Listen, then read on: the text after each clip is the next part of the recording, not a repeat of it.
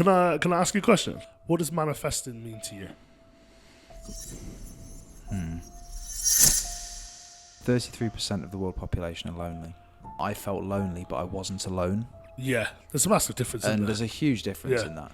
Like, I mean, what did you do to resolve it? To get away from that loneliness? Or that feeling of being alone? You need to be okay being alone. I don't know if I've learnt that. No. I do believe that nice guys finish last, though.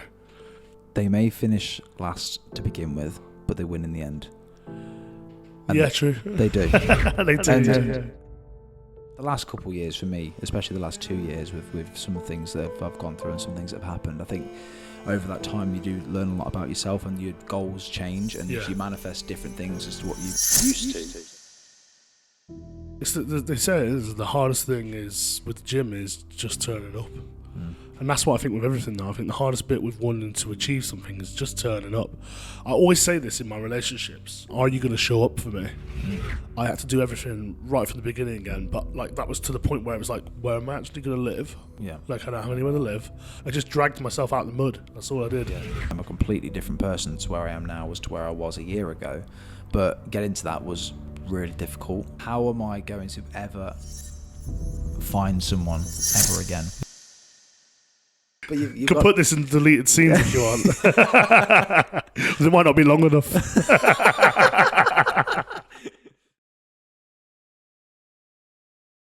Welcome to an episode of The Best Version of You, the podcast where we're all trying to be the best version of ourselves. Joined here with Kris. How are we doing, brother? Yeah, I'm good, man. What's up, everybody? Showing love. What do you think of the name? Love it. I think it's really, really cool. It took us probably about 20 messages to get the name. But it's good. It's very, very, very good. It's difficult though, because with a name, it's like it's what everyone knows you for, isn't it? You don't want a name that is interpreted the wrong way, or a name that's difficult to read, or a mouthful, or one for like marketing purposes. When eventually you do get somewhere, or So and after a few test runs and trying things out, you started to find out that like we were talking about. What we were talking about was the positive way of being a better version of you. Exactly. So I loved it, man. And that's sick. And that's the goal of the podcast, isn't it? To eventually talk about that and to help people as much as possible to get to that point anyway. Yeah. But also a new setup, moved to the kitchen. The living room didn't work, really, did it? No, but I like it in here. As soon as I came through the door, I was like, yes, in the kitchen. Sick. Not got a budget yet, but it's just chill. It's so, and I'm looking directly at you this time. Yeah. I was going to say, like, every time I've been round here, the vibe has been in the kitchen to start. Yeah. And then we've gone into the front room to, like, chill, watch rugby or whatever. So it's always kind of gone into the kitchen first. Yeah. Every time I've come here, I've always come straight to the kitchen. So must be the hot spot, man. Oh, it's the heart of the house, isn't it? Yeah. But manifestation. Let's start with that. What's your view on it? I love it. Love it. I think you can speak in existence and change any kind of mindset. You can change your whole future if you are thinking clean. That's the best way to describe that. I call it thinking clean because in the sense of every so often you should think like kind of a bit rough and take things on board, constructive, but allowing yourself to realise what you're thinking about and stopping and pausing and manifesting your future is so important. Very, very, very key. I think, especially in this day and age today, it's not something that we used to do. Like, if I speak to my dad about it, he'd probably be like, what on earth are you talking about? So it's not for his time period. Well, maybe some people are, like maybe people are in that way of mind. But for me personally, I think in how I work, I'm active 24/7. I don't stop. So to put myself in that like situation and say, what are you manifesting? What's your goals? What you're trying to achieve?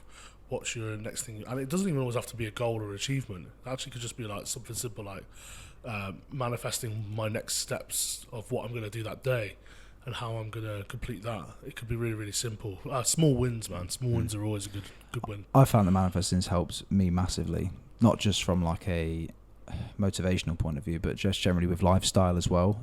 So I think the last time we did a podcast I spoke to you about when I looked in the mirror one time and I was like, you know what, I'm not happy with this. So I thought, manifesting out loud, I'm going to correct this. I'm going to make myself better. I'm going to do this. I'm going to go to the gym. I'm going to and I'm almost speaking it out loud. I was going to say, did you speak that in the mirror? In the mirror. How crazy is that mate, to do first time? It's so powerful, but at the same time, it's really weird. It's weird. Why am I talking to myself? But it's mad. Just speaking out loud. It's like speaking to you. It's like speaking to anyone, like your friends, family, whatever. You are speaking to someone, which that someone is just you in the mirror. Yeah. And you are just telling yourself what it is you actually want, because you can think it, but sometimes saying it out loud will make it more of a reality as to what you actually do want. I had somebody who's like quite important. Like I have somebody who's important in my life, and they encouraged me to do this thing, and I encourage you to do it next time. Really, really key. If you're ready, you're at that stage where you feel confident and comfortable to speak to yourself in the mirror. Try this. You have a bunch of post-it notes, and you write down the things that you are manifesting. So, some people manifest a Range Rover, they manifest these things. Mine are very, very simple. Mine are very, very small. Like, especially at the age I'm at, I feel like the age I'm at, I'm supposed to have things that I haven't quite achieved yet. Yeah. So sometimes you could be quite like self-sabotaging in that way. So if I write them down, those things that I'm talking about, like, or where I see them, and all I put is like, I don't know, creating a cheese board night. It sounds really crazy, but to manifest that, I could just go and do it, right? But what does that look like? What does that mean? And how is that going to be shown? And how am I going to showcase that? Might be my first time ever doing it. So forever, like, I write that down, what I want to do. And I stick the post-it notes around the mirror. And as I'm like saying, I am grateful for this. I am grateful for what I have. I'm grateful to come from where I've come from, my background and what I'm doing. I start to look at the post-it notes around the mirror, and I use them as guidance for what I'm going to do next. Yeah. And then just leave them there. I like it. Leave them there, because every time you walk past, you're like, oh yeah, that's the one thing I'm aiming for. That's the one thing I'm aiming for. And it gives me guidance on what I want to achieve or where I want to go next. And how good does it feel when you've achieved one and you can just peel that off? Yeah, you literally just peel it off. But yeah, that's it. Exactly that. Exactly that. And it's so good. What's it called? What people are doing these days on TikTok, where they're like tapping and stuff, and is it ASMR? ASMR. Yeah. Like that sound of taking the post-it note, then crunching it, and then chucking it in the bin. Like, it's such a rewarding feeling for how hard you're working to be better or to strive and be and achieve something. So it's good to see results as well, and not everyone can do something without knowing the results at the end, or knowing that or almost having that certainty that something will happen. Like it's really difficult to stick with something if you don't know that it's going to be worth it for the short period. A lot of people are in it for the short term, where really a lot of people should be in it for the long term. It takes 30 days or 60 days to change a habit. 30 days to change a habit, 60 days to stick, or whatever it is. And I think that's really important to think about, because after 10 days you're probably thinking ain't nothing happening here. But you've still got that post-it note up, it's in front of you, and you're reminding yourself what you want to achieve and where you want to go, and the goal isn't complete yet. And sometimes in life, it sounds really crazy, but sometimes in life, you don't even realise you've achieved it. Yeah, you don't. You don't even know what you've achieved. It just happens, yeah. And it's only when somebody says, you did that, you did amazing at that, that it kind of changes your kind of vision. Changes your vision, and you're like, oh, okay, then on to the next one then. Let me aim higher. I was thinking about this earlier, actually, when I just come out of the shower, because on Snapchat you have memories. Yeah. And I remember, like, throughout my journey of doing YouTube, I'd always send like the boys, like, oh look at where we are now compared to where we were last year. And I would always do that just because I'm like really proud of it, and I know that all of them are really supportive of it as well. Yeah. Because it can be like an intimidating thing to do, especially as a young lad in school or college, because you get the shit ripped out of you sometimes for doing stuff like that. Yeah, absolutely. I always do. So for me to stick with it, I was like, I'm pretty proud of that. But there was a memory this morning to show me my my analytics for last year. Yeah. And that was a really good month last year. I think we had about 95k views this time last year. Yeah, sick. And I was for the whole 30 How days. Weird is that? And I was like looking at it like, oh my god, that was a good month back then. Yeah. And even thinking back now, like that's it's not terrible. Like it's better than nothing. You know. Yeah. But where I was 3 years ago, the analytics were 20,000 a year. Yeah. And then last year it was 95k a year. This year it's nearly 500,000-600,000 a year. Yeah, that's crazy. And then in a month. In a couple of months ago, I had over 2 million just in the month. Yeah, that's crazy. So it's like, you look at it and like, it's not about... I'm still getting 10 views on Instagram.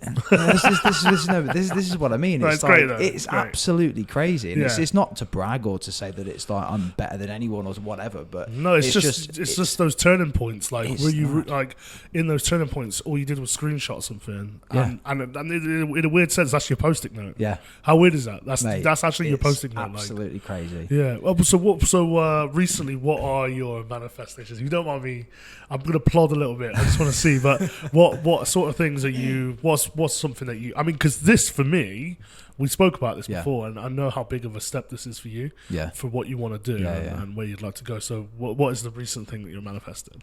So for me, this was one of them. Like, it's a dream I've never had, but it's a dream that I've always wanted to have. Yeah. Is to do a podcast.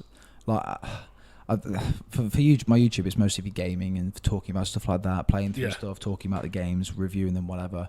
And it goes well. I enjoy it. I earn some money, and it's helpful. But I've always wanted it to be more real life. Yeah. And I think the last couple of years for me, especially the last 2 years, with some of the things that I've gone through and some things that have happened, I think over that time you do learn a lot about yourself, and your goals change, and Yeah. you manifest different things as to what you used to. So Yeah. if this was me a year or two ago, I probably would have said that, I want a Ferrari, I want a big house, I want loads of money, I want all this stuff. But after learning that actually that isn't everything in life, and there's so much more to it than just money, even fame or whatever. Yeah. So I think old me would have been very materialistic in his manifestations, but I think new me is very much like, bro, I just want to be happy. Like, I just want to do what I want to get through the day and just have a purpose of doing things, keeping busy, and having a goal, leaving a legacy, that sort of stuff. They're the new manifestations, I think. Sick. Definitely. Yeah. Sounds good, man. Mate, 100%. And you like, I'd like to help people as well. Yeah. So it's just, if I did ever come into some money, if I was, very well off, if I was successful in doing, whether it's the podcast, whether it's a new business venture, Yeah. manifest making everyone around me happy as well. Yeah. And I think that's a massive thing. There's some great people around you, around us, around that. Like, for example, I'm not saying I'm a great person, but what I would say is one thing for me from this podcast is that I would like to... I'm not the only person who's gone through what I've gone through.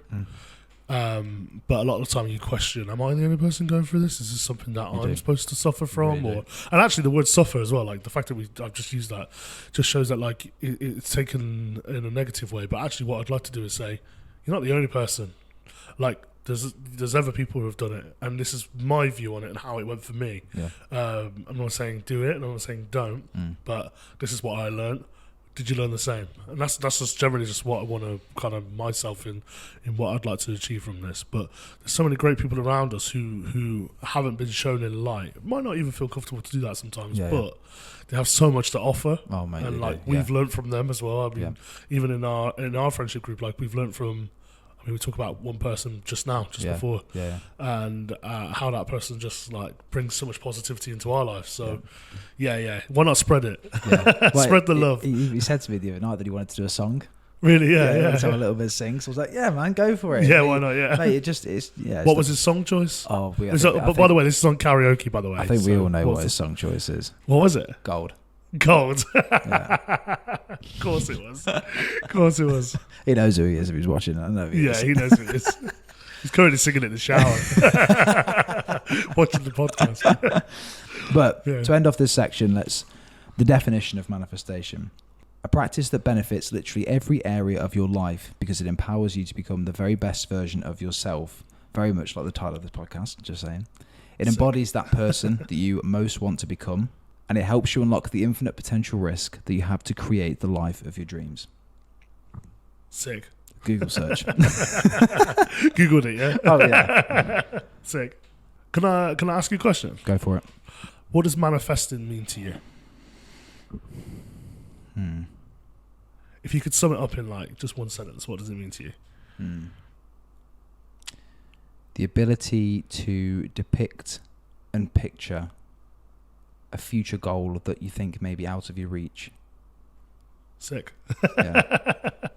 Full stop. Full stop. I was going to add to it, but Were you? I Sorry. think that's perfect. I think that's perfect. It's perfect. Yeah. Yeah. It's just, if you...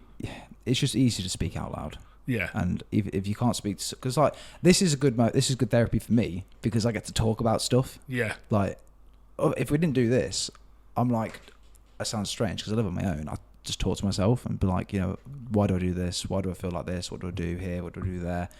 But this is like therapy to have some very similar views and just discuss. We discussed stuff about 20 minutes before we've even turned the mics on. Yeah. And then the mics go off and we continue to discuss. Yeah. And it's like, it's an ever-growing thing. Yeah. It's an ever-growing thing where it's like, it is therapy. Because I mean, I had some troubles the other week, 2 weeks ago, and I spoke to you all about them. And the first thing you asked me when I walked in was like, how did it go? Yeah.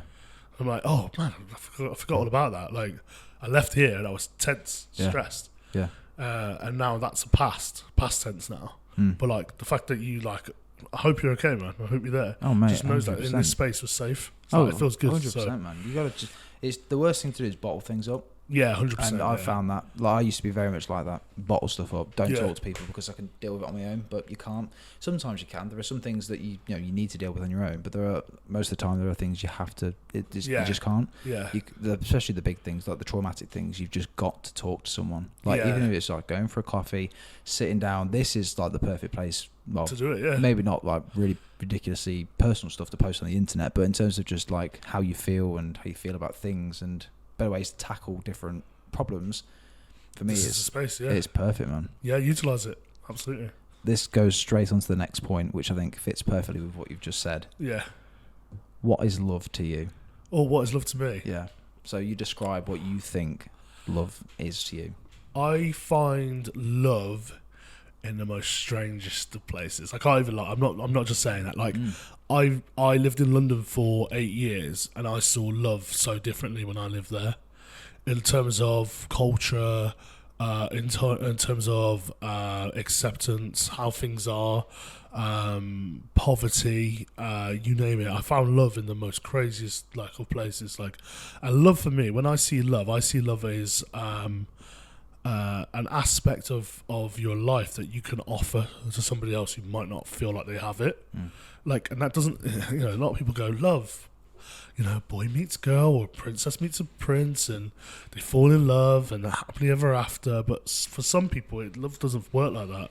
In fact, love could be the most smallest thing, or it could be the most biggest thing, and it can mean a hell of a lot. I've seen granddads picking up their grandkids from school. Well, that's a massive part of love. I've seen a guy holding an umbrella for his partner in the rain. For me, that's massive amounts of love. Like, he's already thinking of the next person.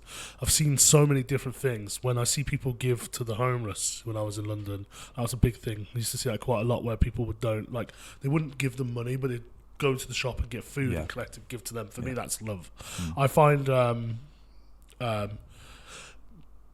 peace and love. I always say it all the time, actually, when I leave. I always say peace and love. Yeah. And I get so much stick for it. And people are always like, why? And I sound a bit like a hippie when I say it. But that is kind of, I guess, my hippie side, where I believe like peace and love are like so connected in such a way. If you can find peace in your heart, you can always give love. And that's just how I see it. 100%. Yeah, so that's what love is to me, man.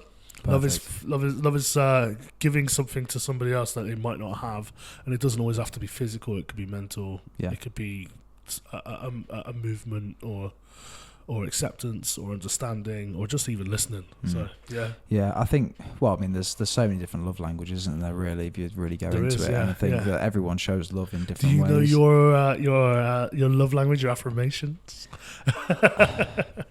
So for me, it's probably gift giving. Oh, well, same category. Whoops.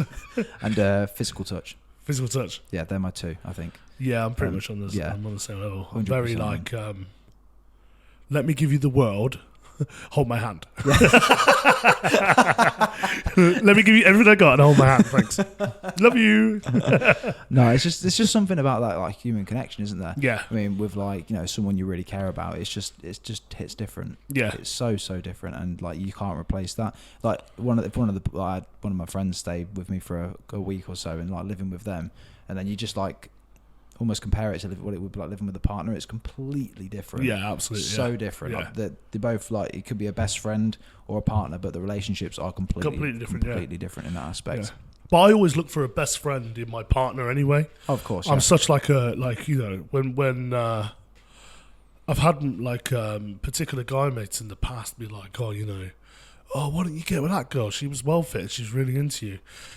Just didn't like see her as like, there was no friendship there. There was no like, can I sit with this person for 3 hours and laugh and joke? Probably not. No. Can I just say, oh, let's go out early, let's go and do this and do something completely different that I wouldn't normally do with this person? And no, I guess I can't. So I look for a best friend in my partner. I actually currently have my best friend as a partner. I'm quite lucky. That's cool. I feel very, very lucky. So yeah. It's difficult to find. Yeah, I'm very annoying. Not the partner, the process. No, the partner. Oh. Very, very annoying. Very annoying. Oh, okay. You sometimes you can't tell your best friend to shut up, and then sometimes you can. Yeah. No, yeah. My favourite quote is around love, is that love is the inner feeling you get when someone you care about is happy. Which... Say it again. Love is the inner feeling that you get when you care about someone and you see them happy. Yeah, that's true. Yeah. So like if you give them a gift and they're over the moon, it's love. It is. Yeah, absolutely. Like, and especially someone you care about as well, whether that's a partner, a mum, a dad, a best friend. Yeah. If you see them happy, then you're happy. Yeah, exactly. We're in the right time of the year for gift giving. Oh, absolutely. This is like our prime time. This is. Yeah. Who's Santa? I'm Santa. That's who. I'm giving out gifts at Christmas. Absolutely ruins my bank account though. I want one of those like like a rocket launcher with presents in it. Just like, boom, boom, boom. Giving out the gifts. Absolutely ruins my bank account though. This time. Yeah, literally me too.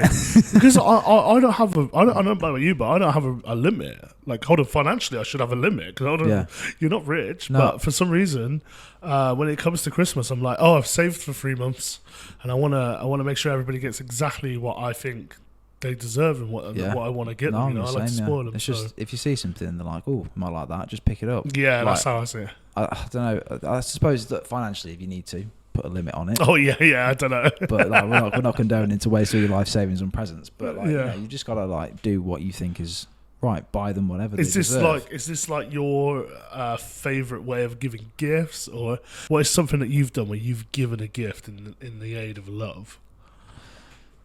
So it can be different in different circumstances. So if it's a family member, it can be like just bringing my mum some flowers, or my dad's really into like cocktail making, and like he likes his like he has his bar and whatever. So I'd always like, if I see like a nice cocktail book with like all the recipes in, I'd like get him one of those, or cool. Just like the things that if you see someone happy, they enjoy it, and that makes me happy. Or if it's a simpler thing like, I'll cook dinner this weekend, or I'll do this, I'll do that. So it's not just, it doesn't have to be gifts, but it could be gestures and stuff like this as well. Or I get ripped for all my friends for doing this, but if you go on a date with someone, take them some fucking flowers, man. It does not take a lot to take someone some flowers. It's like what, £5-6 for a nice bunch of like small bunch of roses. Take them, show your appreciation, that you appreciate their time.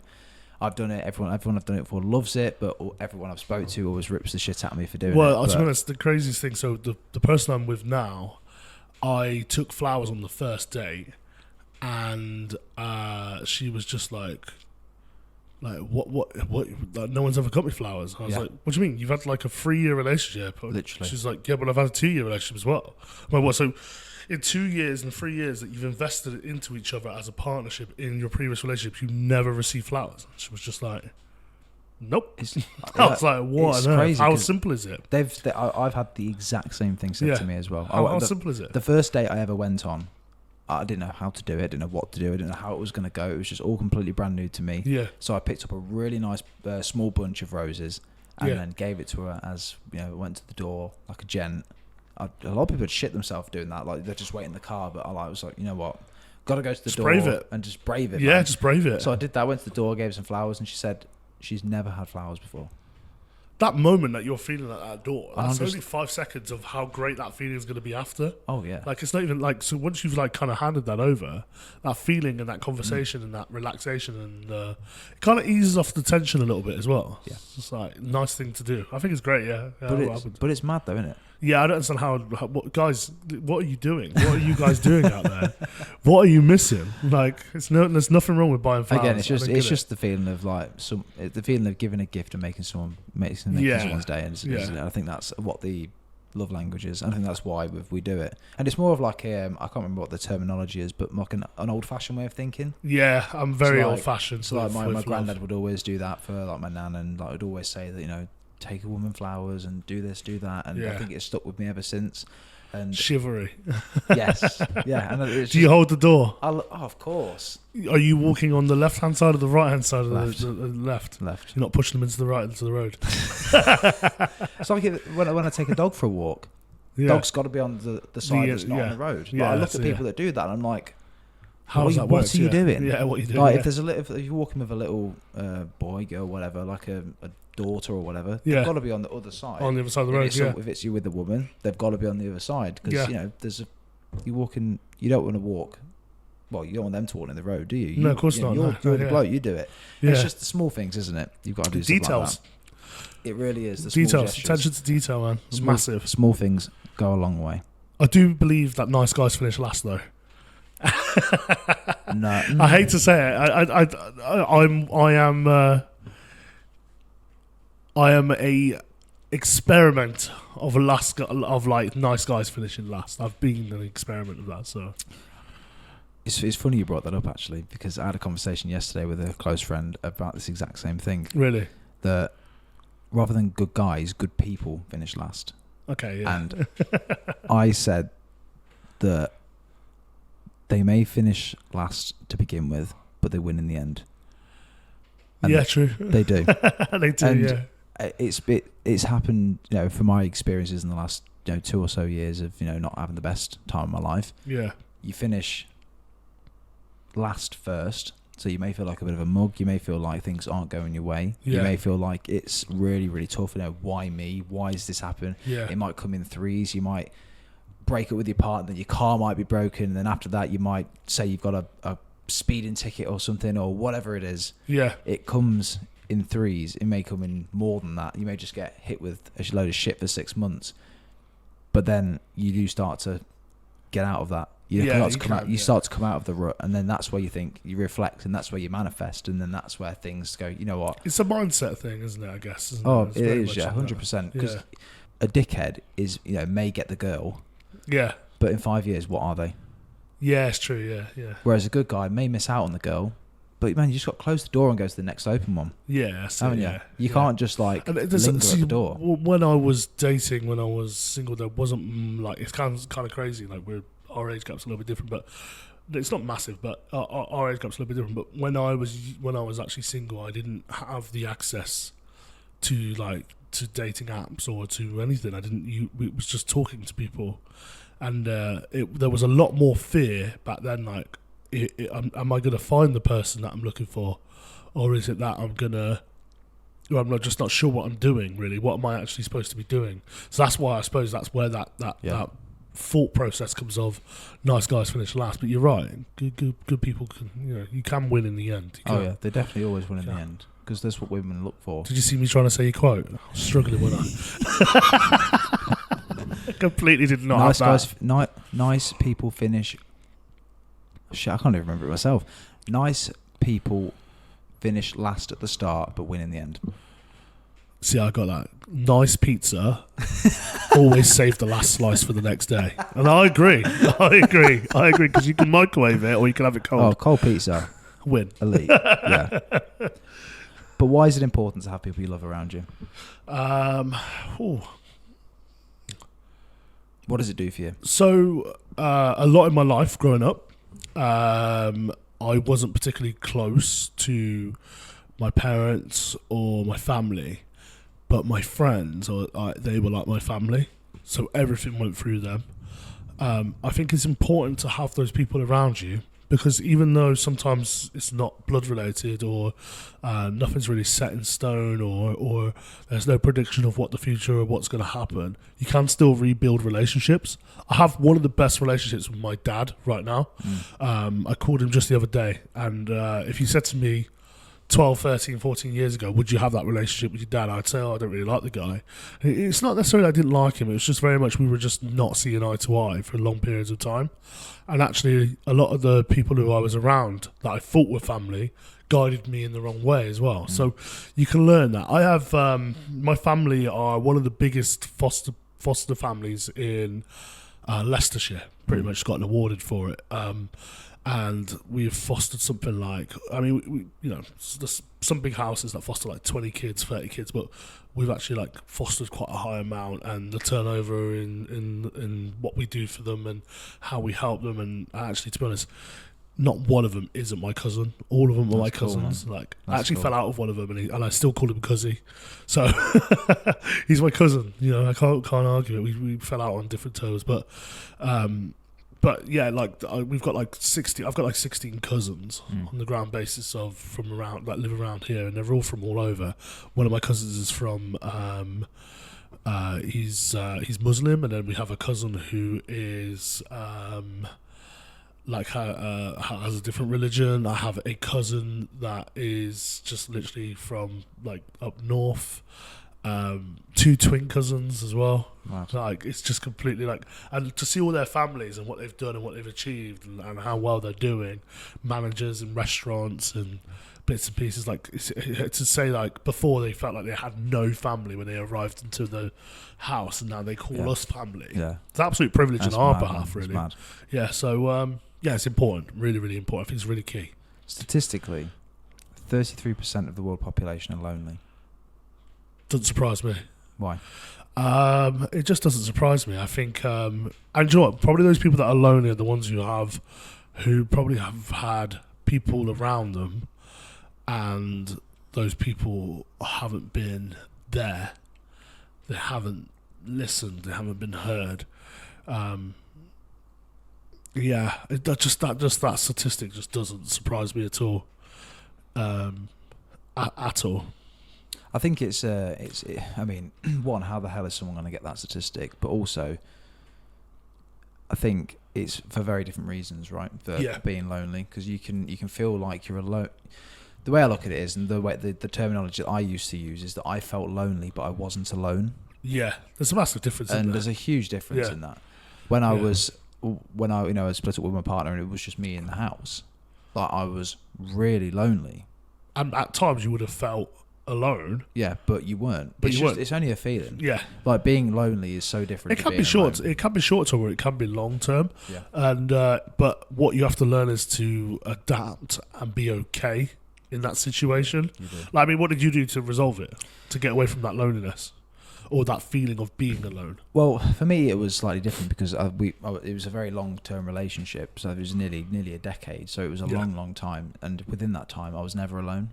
Yeah. And I never needed to be alone. And when I was alone, I'd always expect someone to come back or to to have someone to call or to it's just completely different. Yeah. But in terms of the feeling at that very time, I knew that no one was going to come home. I knew I didn't have anyone to call, message, like in terms of on that level, and it's really so weird, odd. And the one thing that I would preach to anyone coming out of a long-term relationship, anything I would preach. I do say to all my friends, you need to learn to be alone. You need to be okay being alone. You need to learn to be alone, and need to be okay with being alone. Yeah, because it's so powerful to be able to do that. There's so many times where you're like, oh, who am I gonna, like, something happens, and you're like, who am I gonna tell that to? Yeah. And then you start sitting there going, oh, why have I not? What's going on? Do I message that person? What's going on? And it's not. Sometimes it's not the answer. And it's probably not the way. But it's just generally you're not okay with being by yourself, which I think is something that you just have to massively learn to be okay with. It's so uncomfortable. I don't know if I've learned that. No, I can actually openly, honestly say. I mean, I'm okay to be by myself because I think the problem with me is that I spent most of my life by myself. So now I've always found somebody. I quite love the idea of having that. Oh yeah. So now I'm in a predicament where I've always been with somebody. Like, so when I came out of a long-term relationship, I came out of an 8-year relationship. When I came out of that, I had to do everything right from the beginning again. But like, that was to the point where it was like, where am I actually going to live? Yeah. Like, I don't have anywhere to live. Like, what am I going to do next? Because I spent so much time on my own. And no regard to my family, they said, you can move in with us. But, of course, they were the other side of the country. So it wasn't just easy like, oh, let me just quit my job and just come back there and start all over again. And also, the relationships there have just been built. So as much as I had a good relationship with my dad, the last time I lived with my dad, it wasn't eye to eye. Yeah. So it's a big risk to just pack up and do that and go back. So it was like, you have to be okay being alone because there's nothing else. You've got to. And I think actually sometimes it's better to be in that situation. Yeah. But if someone said to me, could you tell me how to do that? I wouldn't be able to answer. Because I've not fully completed it. I just dragged myself out of the mud. That's all I did. Yeah. That's generally it. I don't think I'm not there 100%. I know for a fact I'm not there. Yeah. And it's going to take a long time for me to get there. Yeah. And I'm from where I was to where I am now, it's completely different. I'm a completely different person to where I am now as to where I was a year ago. But getting to that was really difficult. Yeah. Like the struggles of, again, just being alone. Because it's the times where if you're in with a group of friends, they're all going to have, all of my friends have girlfriends. Yeah. And in that time, or within that period, we're in some form of relationship, or seeing someone, or whatever it was. Yeah. And I wasn't, and that's really difficult. So it's one of 4. Were you ready to do that, or you just were like not ready to do that? Nah, I needed a year to work on me. Yeah. And this is why I would always recommend to people to spend a year or so just like finding out who you are, and also just you need to again be comfortable with being alone, but then you also need to like figure out, because the amount of growth that you can have in a year is absolutely mad. Yeah, it's looking back now, I don't recognise the person that I was compared to who I am now, because the mindset and the differences in terms of how I think and what I do is night and day different. Like I was anxious to go order a drink from the bar or something like that, like to the point where it was very, very anxious to do whatever, socially awkward, socially anxious, whatever you want to call it. But even for like you, for like approaching that again, so going back there again to be like, oh, I'm going to talk to women again. Yeah, it's like it's a massive step. That probably wouldn't even come into play till, like you said, until a year. So you're like, let me just figure out. Let me just figure stuff out. Well, that's it. I mean, that was the most intimidating part for me. Yeah, going back there. How am I going to ever find someone ever again? Because I'm so socially awkward that I'm never going to be able to approach someone in a bar or go and ask for a woman's number on a night out, or whatever. It doesn't have to be anything after that. It's just, how do I, like, I'm very not regimented, but I like to know how to do something, or like I like to learn the best way, or learn from people as to how they do it, and then put that into practice. I've never done it, and the more you do it, the more you get better at it, of course, and we'll come on to that in a minute. But it's kind of crazy you're saying this, because one thing that's I would say is one of your best traits is how comfortable you make people feel comfortable within you. Yeah, and that's crazy, because you're saying, I'm socially awkward. It's terrible. Don't really like to take the first step and all this, and then you make people feel comfortable with that, and that's a natural thing. That's like a natural born talent. You can't get that. It's like that's a connection. So like somebody's coming over to you, I can imagine it already, like women just coming over to you going, he seems really nice, I'm gonna and then you're like, see ya, bye. Yeah, literally, it's like, get away from me. Get away from me. What do I say? Yeah. It's not like you don't want to talk to them, or just to meet them and stuff, but it's more of a case of like, I don't know what to say. I'm working here, and I don't want to. What have I got to bring to you? I've got nothing right now. Yeah, I'm working on my stuff right now. So, that's crazy to say that. So, and it's like my biggest fear was that I like things to flow, and I don't like things to go bad. Yeah. Obviously, things are going to, you're going to get things like that to do. But if I was to speak with a woman or go on a date and things were just awkward, it was the worst like fear of my life. So I thought, you know what? I'm going to spend the first year just working on me. I'm going to not reach the goals, but at least get to a point where I know that I can achieve them and I'm at a good level with them. Yeah. So then I'm like, I suppose to say, I'll get myself into a healthier spot, not just mentally, but also physically. And then from that point onwards, I'm going to get back out there. So see, I'm the other end. So I feel like I'm a bit like the Adam Sandler of dating. Like I am that crap that it's funny enough that they're happy to talk to me again. Yeah, but you're because I'm so like, I mean, having confidence is one thing, but then being an absolute clut and being clumsy, and then just like forgetting things. Like I've been on dates before, I've like forgot my phone. I've had to go back and get my phone, and like things have happened or things have gone wrong. Or like I'm wearing a white shirt, and it's pouring down with rain. I've not really thought it through. I'm like the Adam Sandler of dating, or maybe like Seth Rogen. That just that bad. That go on, I'll date you again. Fine, you made me laugh. Yeah, but you had a good time. Yeah, that's how I look at it. I guess I think everything's an experience and a learning. It's rewarding in one way or another. So, but confidence is key. And and I've learned that. Yeah, you can't approach a woman without at least seeming confident. Yeah, and this is what our friend always tells me. From me being an apprentice to a junior, he's too confident. He always says, "Go into it with big dick energy," which is convenient for him to say that. Yeah, it's very convenient for him to say that. But you could put this in deleted scenes if you want. It might not be long enough. But you've got to have confidence, and it's like if you don't have confidence, you need to find a way to build it up. One thing I don't like are dating apps. I've deleted them all. I don't use them anymore. They're just the death. I don't like them. Hate them. But they helped me to gain confidence, to feel like to raise conversation, or to figure out how to talk to a woman. Yeah, like how do you talk to someone that you're interested in, but then make it clear that you're interested in them without just being a friend, or without being just too nice? Because if you're too nice, it can put people off. So you've got to be on that edge of not a dickhead, obviously, but you've got to have a bit of flirty banter with people and have a good chat, have a good time. Make sure the chat's not dead. Ask interesting things and just get the conversation flowing. Because even though you're not looking at someone, you can still tell if a chat's going well or bad over message, and that has just been helpful to me. So I don't need them anymore because now I'm at a point where I feel like use the tool to guide you. Exactly, and now I'm at a point where I'm the dates have helped there as well, because it's so much easier to organise a date with someone that you think you like over message than it is to mess up in person. So have you actually met up with somebody from these apps? Yeah, so I've been on it sounds crazy for me because I've only ever had an app once. Yeah.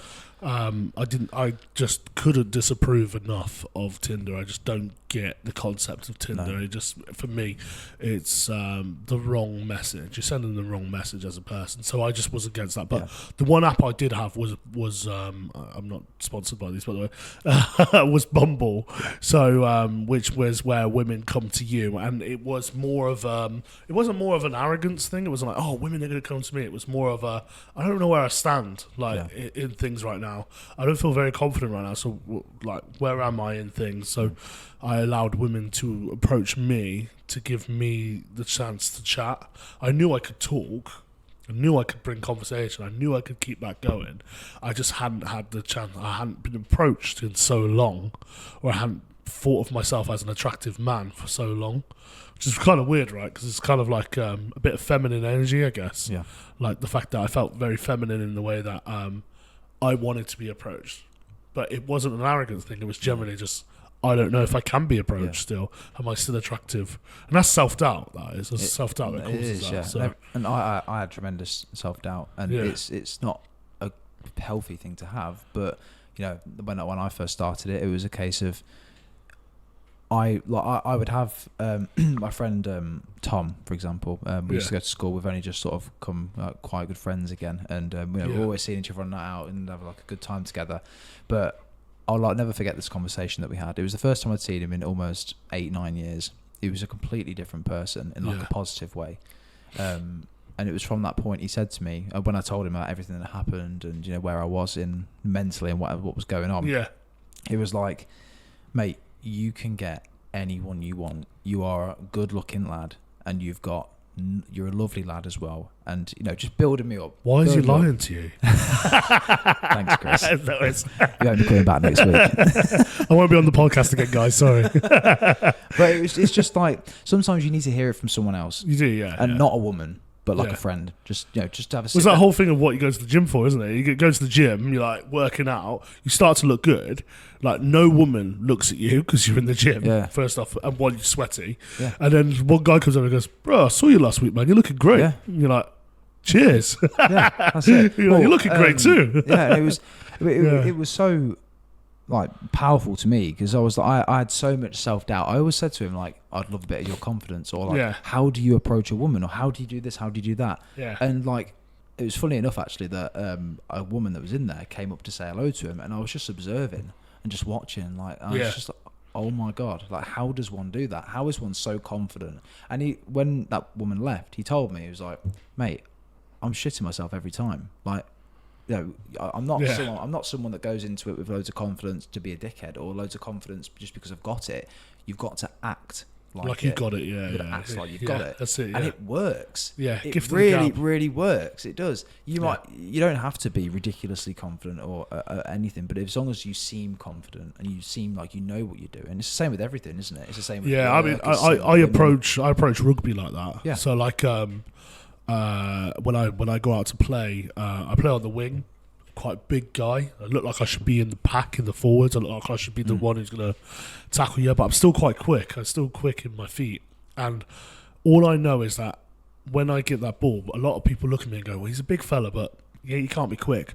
But I run it with confidence. I am coming for you like a steam train now. You're not expecting this, and I just go. And I think the thing is, when you start having confidence, those around you begin to join in. Yeah. So like things start to happen, and it works. You see it in rugby all the time. There'll be something magically happens where everyone's on a buzz, everyone's so confident. Like maybe the 10s kick the ball over and everyone's chasing, and all of a sudden all the confidence comes in. Everybody's talking and getting the ball going, and it's. I think confidence even in sport. If you look at Cristiano Ronaldo, how confident is he as a person? A lot of people say he's arrogant. But he's not. He's just really. He just knows he's done it, so he knows he can do it. He knows his craft. He knows his craft. So why would you expect him different? It's some people are. I mean, he's gifted as well. I mean, he's definitely gifted, but he's confident in a way that he knows that he can inspire others as well to do stuff. I think it's about a lot of people. I think it's about a lot of I think, like, do you know Dwayne "The Rock" Johnson? I think he's so confident in his craft. You know, he's been gymming for years, and he knows that he's a great guy, and he doesn't want to change that image of him being a great guy, even though he's this big, muscly guy, and anybody could, like, people look at him and be like, "Oh, he's so intimidating."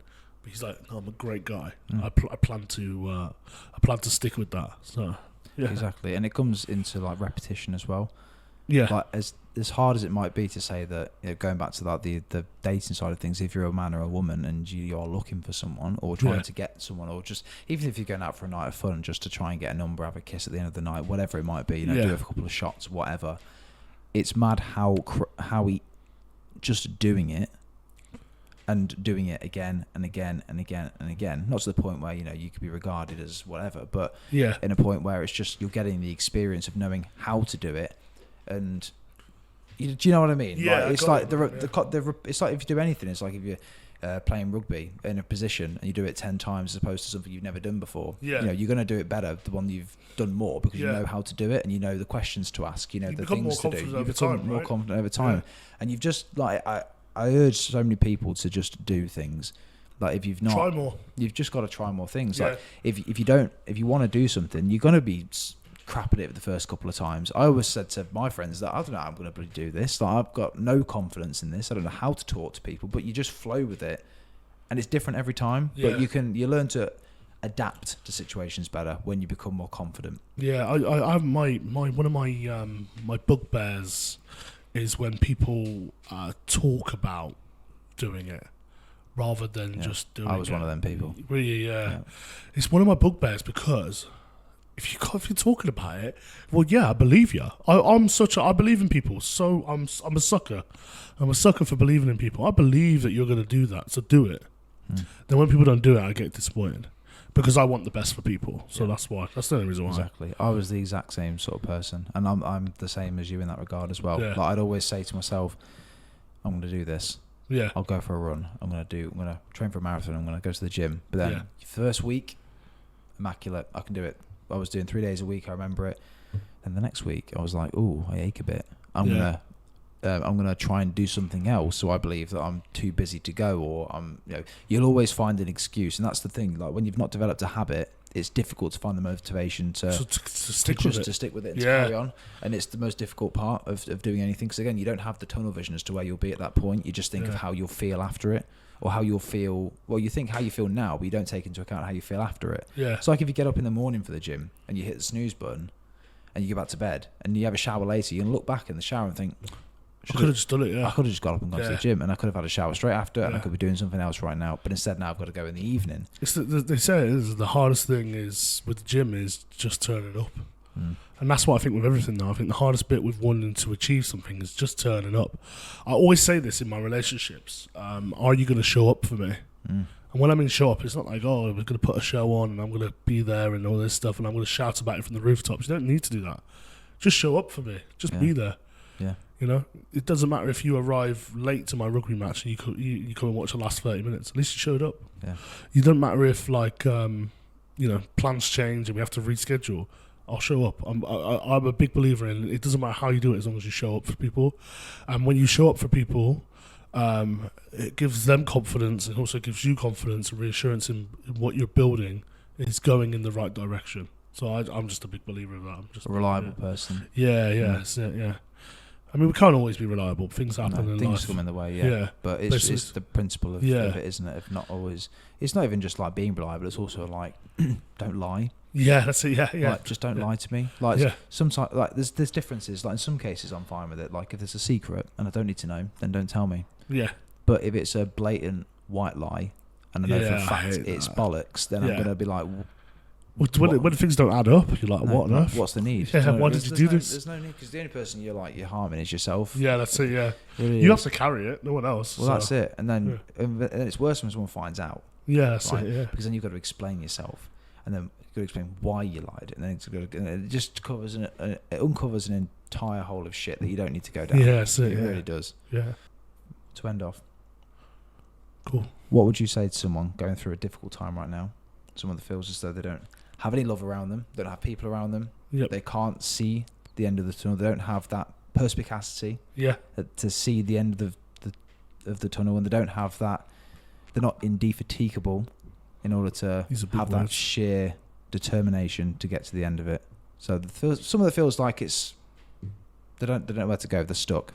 What would I say to them? What would you say? Like the first thing is.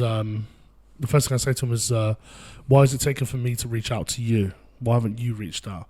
What is it that's changing for you that or needs changing for you that I can help you with, rather than just thinking that you have to achieve everything on your own?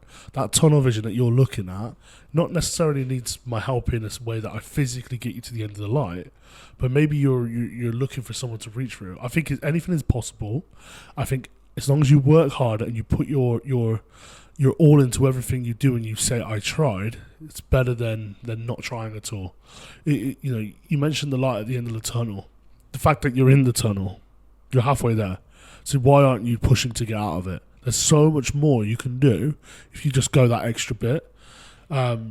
You hear these big inspiring talks from like David Goggins and all these people saying like, and there's all these big quotes at the moment, but who's going to lift the boats? Yeah, it's just crazy. So these quotes are absolutely crazy. Like they're actually kind of mind-boggling. Just like but I think just to keep it really, really basic is to ask yourself what is holding you back from achieving it. You're already talking about being in the tunnel. Just being in the tunnel is half the battle. I said this just now. Going to the gym and showing up is the most important thing you can do. It's already started. Just because, just don't let it stop. Change it. Make it a habit. Create that habit into your lifestyle. When it's your lifestyle, you live it. And be proud of what you've done. Otherwise, you're just completely ignoring everything that you've put in. So, yeah, massively for me, I'd just say like, I don't know how else to put it. Love the journey. Yeah. Don't always look ahead to the destination, because the journey is everything. Small wins, mate. Honestly, I can't wins. tell you. I do this all the time. I actually did this manifesting to myself in the Did mirror. you? I used to say, you know what, I'm going to do small wins. Small wins, I'm man. make my bed in the morning. I'm going to go to the gym. That's a small win. And that's 2 small wins for the day. So I have like 5 small wins for the day. So that was 2. Do you have like 4? I have like 4 objectives I have to create. I have to finish in a day. Yeah. So like today, 2 of mine were be the first one to work. So wanted to be there like 10-20 minutes early, just because I wanted to grab a coffee and reset my morning. Like it's by the way, I started at 5 a.m. So it's like 5 a.m. start. I'm at work, and the first thing I want to do is have a coffee. I got there early, so I got there at 4:40. Made sure I had a coffee. Made sure I just like went to the toilet, freshened up, because when you're starting at that time of the hour and that point in the morning, it can ask a lot of your body later on. Yeah. So I worked until like 3 o'clock. So it can ask a lot out of you sometimes, especially if your mindset's not completely there. So I said, right, okay, tomorrow, already it's Sunday, I'm rolling into Monday and I'm not quite there yet. Not quite ready for the week. So what's the first thing I want to do? Well, if I'm not ready, let's not be ready at work. Yeah. So I went to work and made sure I wasn't ready at work, and then I had a coffee, set myself up, and I just started to write my lists out, what I was doing that day. The second thing was to make sure I wrote my lists out and completed at least 4 things off my list, and anything I couldn't complete, just be honest with myself, set it to someone else, get that support that I need.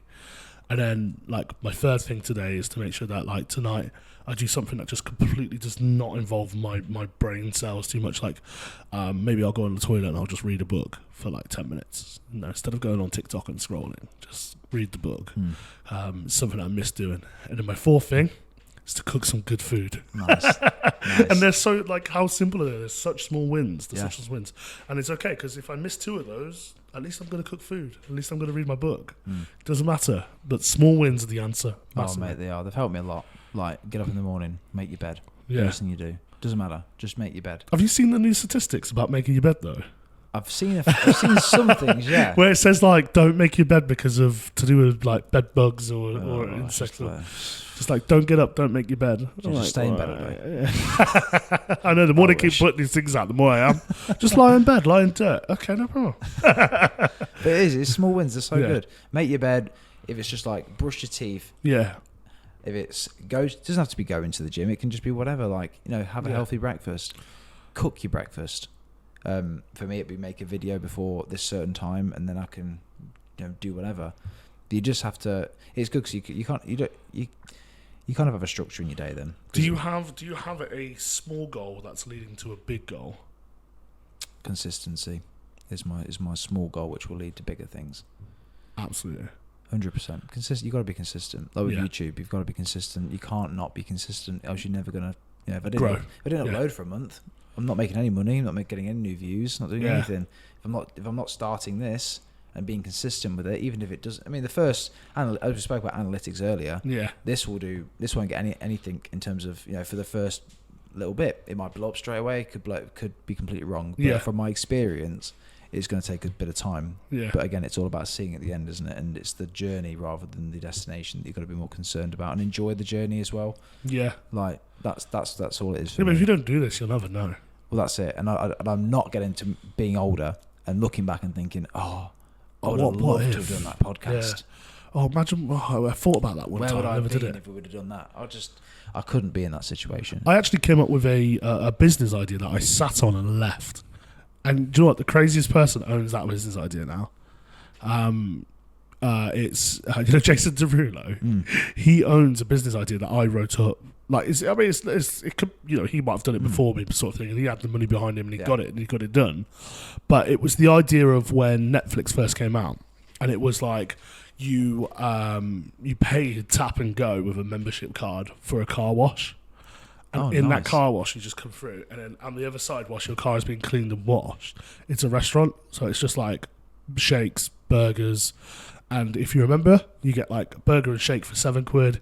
If you're not a member, it's like burger and shake for £10. Just really, really quick. But your car is being washed, and it's literally that whole thing of like welcome to the car wash. Yeah, That sort of kind of 70s, 80s vibe. Nice. Loads of neon lights, just loads of obviously electric bills and all that, but all that stuff came into place. And I wanted to pop them in kind of really premium places, like where car meets could happen, where people could actually have their cars in the car park and whatever else. And it's just in a factory, and they can just do whatever they like in that parking ground, and there's burgers there and stuff, and it all gets cleaned up and it's well presented, but it just literally tap and go on your membership, in you go, your car gets cleaned, gets washed out. That's sick. Everybody's kind of into their cars, and look, I'm a person who's not into cars at all. My favorite car is a Ford Bronco. Do you know what that is? Nice. I know what Bronco is, yeah. The old school Broncos, yeah, the old school, or a Suzuki Jimny. I'm just not a car. I mean, G-Wagon's all right, but yeah, I'm not really a massive car person, but the idea and the concept behind it, because there's such a big following on it. I had this whole idea about it. Jason's really actually kind of came up with it, and that's because I just sat on it too long. I don't even know if it's been brought to the UK yet, this idea. So someone out there could probably take this idea and then run with it. But generally, if you sit on your ideas too long, you're never going to achieve them. Just shows not even if you don't try. You've got to try. Because I've had this before. You might think it's a terrible idea. Yeah. But then someone else is going to do it, and you've not done it, but someone else does it and tries it, and they succeed in it, and you're like, shit. It's like when with YouTube, I started back in 2015, probably even sooner than that. Yeah. And the first 4 years, I didn't do it. I was like, oh, I'll do it next time. I'm gonna start again. I'm gonna start again. The consistency and slipped. it doesn't work. Yeah. All the people around me, the people that I've met along the way. There's a couple of people now which are so big on YouTube that I've met and known and spoke to during that time. And I'm like, shit. If I would have just carried on, I would have been so big now. Yeah. But I've had to start later because I only realised that consistency is key. Without commitment, you never start. Without consistency, you never finish. I never did that until that point. Better late than never. Exactly. Absolutely. But as typical, I'm going to get you to do one of these next time. I'm excited. End of the podcast. Close out, yeah. Quote for the end of the podcast. So what we do on the end of the podcast is a tradition. We're gonna carry on doing it at the end. Is to leave everyone that's watching with a quote. It can be interpreted in whatever way that you want, and you can take it as you will, but this is the quote for the end of this episode. Failure is not a bruise. No, start again. Failure is a bruise, not a tattoo. What do you think of that? Yeah, sick. Nice and short. Yeah. Why am I covered in bruises? But it's from Gary Neville. Yeah. When he was the manager of Valencia in Spain. Okay, yeah, sick, yeah. So he retired from football and thought, you know what, I'm going to go straight into the managerial career. Yeah. It just didn't work out for him. Yeah. He, I think in his first couple, he lost pretty much every single game. He was, I remember when they played Barcelona one time, they lost 7-0. And it was at that point where, that could have defined him. He could have quit being a manager and he could have just sat in a slump and, you know what, it's not for me. I'm going to retire, do nothing, play golf and just chill. But he's turned it around. He's now one of the most renowned I was going to say, he's one of the best pundits. He's got several businesses. I think as well, there's so much more character in him now. Oh, 100%. It's kind of weird because back then watching Roy Keane and stuff, they were just they were scary people. Yeah. Oh, these are really scary guys. They're just going to tackle somebody, But now he's got some really good character about him, like him and Jimmy Carragher, the banter. That's what I mean. It's ridiculous. He's gone from one loss, or should I say, not a failure, but like a bruise. Yeah. To having a hotel, a football club, to being a pundit on Sky Sports that everyone, even rival fans, appreciate and value his opinion. And not only that as well, he's just constantly always going, which can be a bad thing. Yeah. But he's got the drive, the determination the vision's to just there. carry on and to keep going, and he's got the vision. Yeah, the vision's there. So, which is it. Great. I do like tattoos though as well. Yeah. But great, Kris, great. Been a pleasure. Thank you very much. Always, man. Thank you for having me. We'll see you guys next time. Laters. Bye-bye.